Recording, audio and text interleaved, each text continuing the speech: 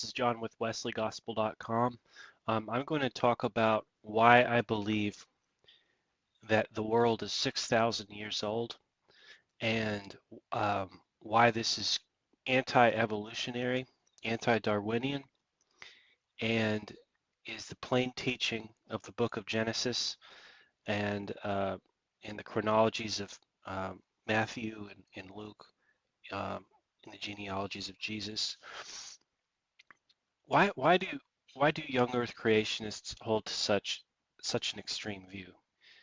Um, are they complete idiots? Um, do they have they completely lost their senses? Were they not properly educated growing up? Um, no. Uh, it's just that they believe that the theory of evolution was created in a completely anti-biblical vacuum and has all sorts of intellectual and financial props around it and makes it look very legitimate.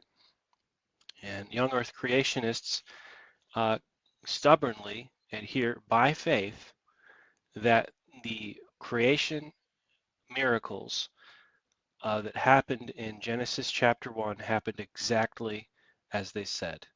6 ordinary 24-hour literal days um, by direct acts of God's Spirit speaking things into existence. And that the genealogies from Adam and his children and grandchildren and forward, hard as it may be to believe that they lived for such as long as they did, we understand that the reasons why they lived so long, like 700, sometimes 900 years, is because they were they were among the first people on Earth and were created perfectly, and might have even been much larger than people are today on average, and much more healthier, and the nature itself would have been infused with much more oxygen and much more life-giving force, and the foods and things like this. So people lived longer back then because the earth was more perfect. And as time has progressed, the earth has deteriorated, which is a scientific rule. Everything tends towards disorder, second law of thermodynamics. So young earth creationists believe that the world is de-evolving, essentially, and has been since the fall of Adam and Eve. Um, and that sickness um, and shortening lifespans are the result of God cursing the world for our sin and disobedience in Genesis chapter 3. But it also goes to explain why we believe that the first people that were mentioned from Adam and Methuselah and these types of people, why they lived so long. It was because they lived so long ago, and they were among the first humans, and that is why they lived so long, because their bodies were stronger and the environment was healthier. Um,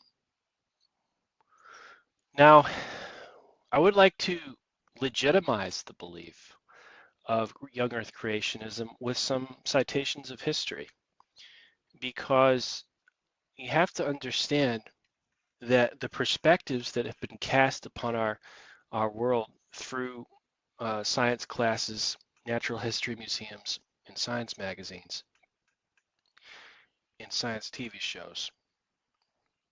This perspective that the world is millions and billions of years old, that biological evolution and animals have changed into people, this perspective is relatively new in the 6,000-year world history of mankind.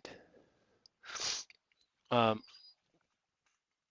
if you study history closely, you're going to understand that world history has a starting point around the cradle of civilization in what is called Mesopotamia, which is now modern-day Iraq. And it used to be called the Fertile Crescent because it was around this area, the Tigris and Euphrates River, that many archaeologists, and even to this day, many archaeologists admit that the first beginnings of man seem to have appeared there. The area of Babylon and the area of where the Tigris and the Euphrates rivers meet is also what the book of Genesis indicates where Garden of Eden, if at all, existed in, on, or around that area. Of course, we live after the flood of Noah, so all of that's been demolished and reorganized. But Moses, by divine revelation, was still making reference to the Tigris and Euphrates River after the flood. And so the belief was that that whole general area where they coalesce is still generally, that whole vicinity is where the Garden of Eden, where Moses believed the Garden of Eden to have existed, and the people of Israel believed the Garden of Eden to have existed, that whole area over there in Iraq, um, even after the flood. Those giant rivers became guideposts as to where the Garden of Eden was located at. And this belief was for the longest time a world history belief. Um, it's not to say that um, Genesis 1 wasn't questioned by certain unbelievers. The actions that are done in Genesis 1 are completely miraculous, and you'd have to accept them as a miracle from the start. Um, and you'd also have to accept the belief that Adam and Eve fell as a result of a demonically inspired snake in Genesis 3. Again, a supernatural activity of demonic paranormal activity going on. You'd have to, by faith, accept that, just as you would any other supernatural events or miracles in the Bible. But the non-miraculous events in the early chapters of Genesis are things like where the Tigris and the Euphrates River are located: Iraq, Mesopotamia, cradle of civilization, the origins of mankind, the Babylon area, and uh, and so these are not even issues where miracles apply. We're just looking at world history at that point, and we're looking at not prehistoric ideas, but just normal historical dates, times, years, people, places, and things, and archaeology, biblical archaeology. And so in that light, for the longest time, ancient historians, Philo, Josephus, Herodotus, there's a collection called the Legends of the Jews, which were oral traditions passed on through the rabbis. Josephus, if I didn't mention him already, Strabo, and lots of other ancient historians from the Greco-Roman and other ancient civilizations generally believed and accepted this chronology, this timeline of people emerging from this Iraq area where the Tigris and the Euphrates rivers were at. And as time went on, as global history came to be shared among historians and passed on through the academies and through Greece and through Egypt and eventually through Europe, historians continued this chronology through the academies, and you still had this continuing view all the way up through the medieval times, all the way up through the 1500s, 1600s, and 1700s, so much so that in 1771, the Encyclopedia Britannica said that the creation of the world was 4007 BC. Encyclopedia Britannica, which is now one of the world's #1 pro-evolution uh, school textbooks. But in 1771, under the heading Astronomy, on page 493, the Encyclopedia Britannica said that the creation of the world was 4007 BC, or in other words, year 0. Now, my reference to that is coming from creation.com, article called Encyclopedia Britannica Supporting a Young Earth. So if that could give you any sort of idea as to how the academic community considered the age of the world, it, it for the history is on the side of young Earth creationism, particularly world history. We have one world history class that we have when we're going through school that I remember. One world history class in freshman year of high school. But we have so many other more science classes, all of which teach evolution in millions of years. So the quantity of content that is millions of years and evolutionary that is taught us in high school is disproportionately more towards evolutionary ideas than it is towards world history ideas. So if I were to ask you, if you were to ask me, what is the fundamental academic reason? What is the fundamental academic rationale that young earth creationists rely on that are not related to miraculous faith? It would be world history. We rely on world history because the Bible relies on world history. Though Genesis timeline and 1 Kings, 2 Kings, 1 Samuel, and 2 Samuel are based in world history is interwoven throughout it. Now, with that comes a lot of miraculous events, which secularists and naturalists will never accept.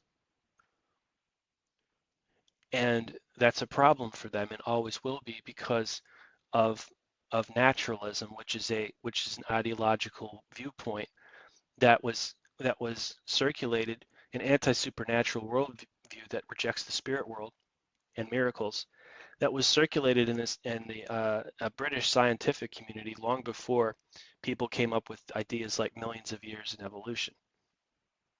There's actually three main ideas that young Earth creationists are against.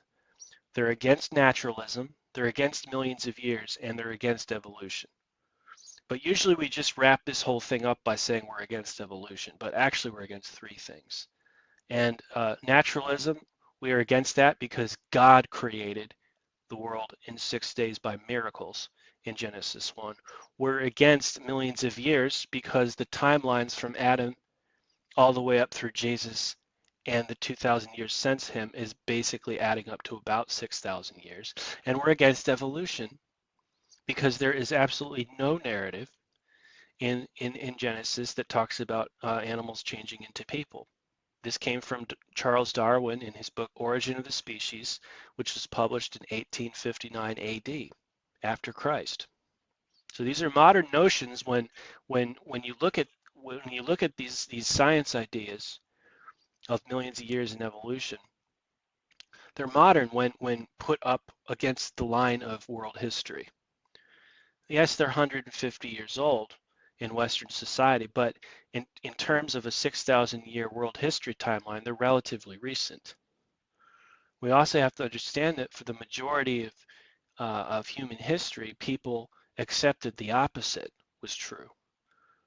They were on the side of a young earth creation.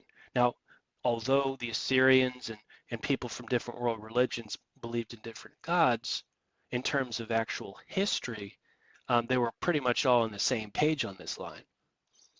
That the world was not millions and millions of years old.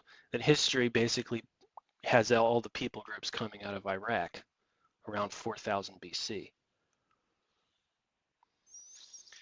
So this is an old view, believe it or not. Young Earth creation, what we call young Earth creationism today, is actually an old view, the 6,000 year view. Let's just take the 6,000 year view apart from the Bible for a moment. Okay, let's say we're not trying to defend the Bible. Let's just say we're just trying to defend the idea of 6,000 years of the Earth. That's how old Earth is. Okay, if we're trying to defend that view, we're looking at 75% of world history of people agreeing with that view. 75% of world history, for 75% of world history, most people assumed that the world was about 6,000 years.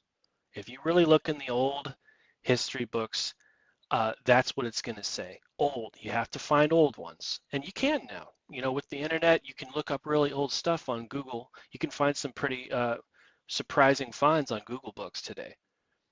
But if you were to really look up old books, 1700s books, 1600s books, and before that, 6,000 years is the number that you're going to get for the world timeline. 75% of world history, this was just the assumption.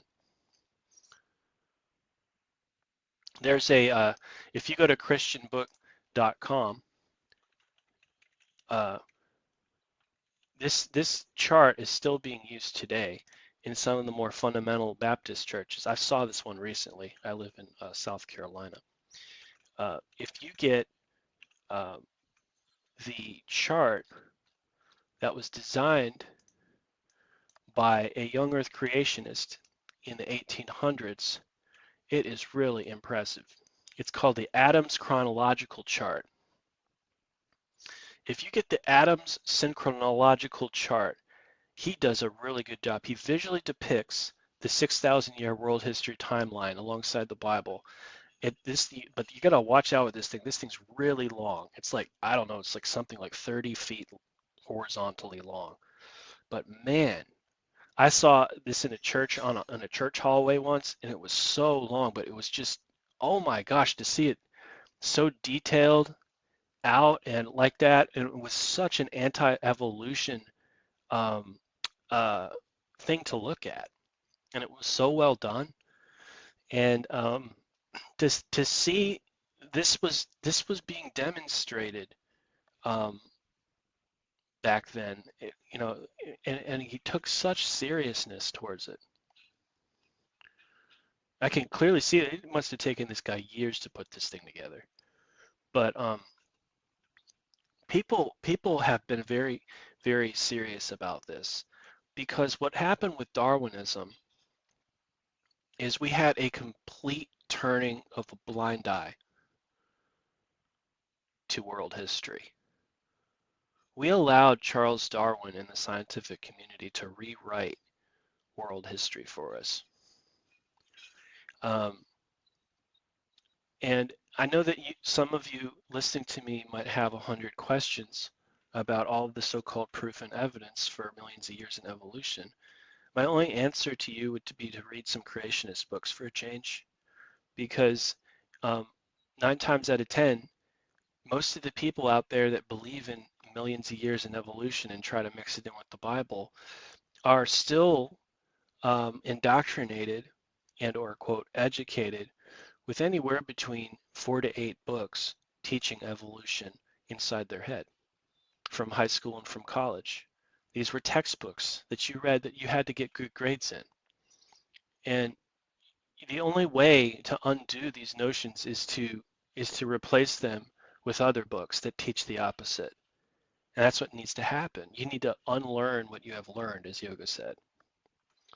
So I would recommend that you look at Jonathan Sarfati and creation.com to unlearn what you have learned. And he will address these things very well. He has 2 books. One is called Refuting Evolution, and another is called Refuting Evolution 2. And then he has another book called Refuting Compromise. If you read those 3 books, you're off to a really great start. I would also recommend that you pick up a copy of Icons of Evolution by Jonathan Wells. Get through that thing. However, Jonathan Wells is not a young earth creationist, but he has some really good arguments against so-called evolution evidences. So that brings you up to what, like 4 books to help you undo and unlearn what you've learned. And there's much, much more than that. I would recommend the Evolution Cruncher by Vance Farrell. I have that for free on my ebook section on wesleygospel.com. He has like a 900-page demonstration of quotes from magazines like Science and National Geographic showing all the inconsistencies in the evolutionary worldview. Now, with that being said, you might think, well, this is intellectually stupid, embarrassing. How could you go against everybody else? Well, what are Christians supposed to do, really? Doesn't Jesus say, take up your cross and follow me? Do you think picking up a cross back in his time period was considered something noble to do? Or was that something everybody was going to turn their back on you and laugh at you about? So just because, you know, uh, the belief in hell is not popular. The belief in young earth creationism is not popular. It's almost like this. It's almost like if a belief is not popular, you can almost rest assured that it's probably biblical. Because uh, popular belief changes from eon to eon, but some of the more crucial doctrines that are essential to faith in God seem to be unpopular at times. Now, I tried to demonstrate for the first 15 minutes that the popular view for most of world history was 6,000 years. So that view can only go for so long, right? But the point I'm trying to make here is that just because evolution is currently a very popular view, just because they seem to have books and books and books on their side, doesn't mean that there aren't others who have books and books on books in their side that are chock full of rational, reasonable arguments, everything from polystrata trees to evolutionary hoax evidences that are still carried over into our science textbooks. They can spend time doing this much more effectively than I can, being that they come from biology backgrounds, everybody from Ken Ham to Dr. Ken Ham to Dr. Jonathan Sarfati. And these guys can explain these things much better than I can, but I do agree with their arguments, their views. I do not agree with trying to cram millions of years into Genesis 1. It doesn't even make sense.